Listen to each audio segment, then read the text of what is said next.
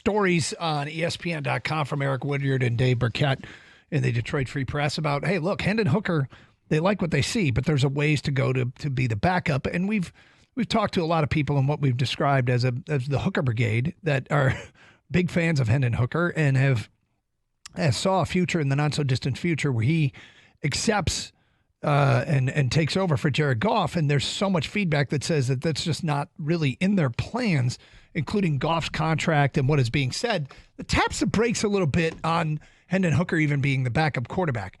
I think that's okay.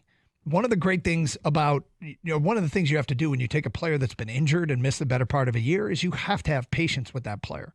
So don't be, I'm actually speaking to the specifically the Hendon Hooker fans, the Hooker Brigade itself. It's okay. It's okay.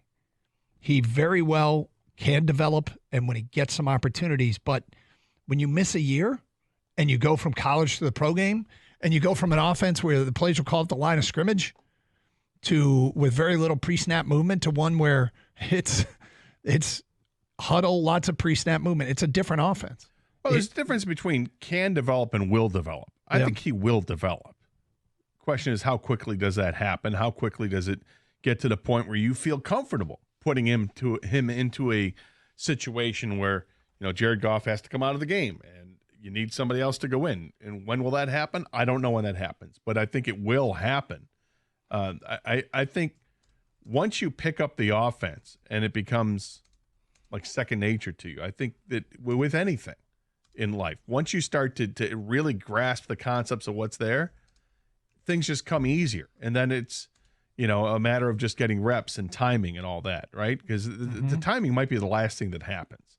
And that'll take a while. And that has to happen when you actually are working with the guys you'll be playing in the game with. It's hard to get that timing if you're a second-team quarterback because your reps in practice aren't with the ones.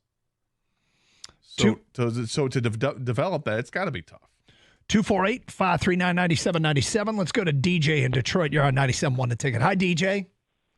Fellas, what up, though, with it? Y'all all right? We're good. Yeah. Hey, so here's my thing, man. When I tell you I actually love what I just heard you read and what I heard, what I took from it is, number one, he's not ready today. That's fine. You know what I mean? But here's the bigger picture of what I heard.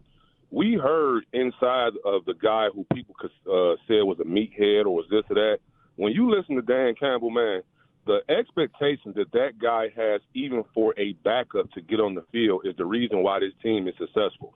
That's the reason why we haven't seen Jamison Williamson being given anything. It's the reason why those players in that locker room, we're putting a good team out because his expectation to even make the rotation is phenomenal. Like, there's nothing given with him. And that's what I really was hearing more than anything. Obviously, he's not ready, but I just love when I'm hearing from Dan Campbell how he's making people accountable, and you got to be ready to get on my field. I love it. So it's interesting, DJ, because you're right. You're 100% right. I hadn't thought of that aspect of it. But, yes, Dan Campbell has a credibility in that locker room like no Lions coach we have seen prior. There are ones that have come in with great resumes, guys who won in the postseason, guys who took teams to Super Bowls, and none of those guys seem to have what we have now in terms of credibility with a head coach where he can get up there and he can say stuff like this and nobody's offended. It's all business and the players have responded to it. Yeah, because you know what I think. You know how that thing gets thrown around in sports a lot of times where they say, well, this guy's a man's man. Dan Campbell was a man's man. And what that means is when my grandfather, maybe one of you guys' uncle or your dad, when he tells you something, you know that it's coming from a man's man and it's not personal. It's just to make you better. And I think that's – I'm assuming because I don't know, but that's just how I take it, that he's a man's man. And when he tells them something, they know is with no harsh intent. It's to get better and it's to get on the field and play. So I love it, man. That's what I heard. I love it, guys. Thank you very much, DJ. 248-539-9797. Regarding the Hendon Hooker, back to Hendon Hooker, here's some of the feedback that we have gotten. If we have a good record and Goff is expected to miss a few weeks, I'm playing whoever is better behind him. We're in a Super Bowl window. We need to focus on winning games, not necessarily Hendon Hooker's development. If Hooker is better than Sudfeld, then he should play. If not, then he shouldn't.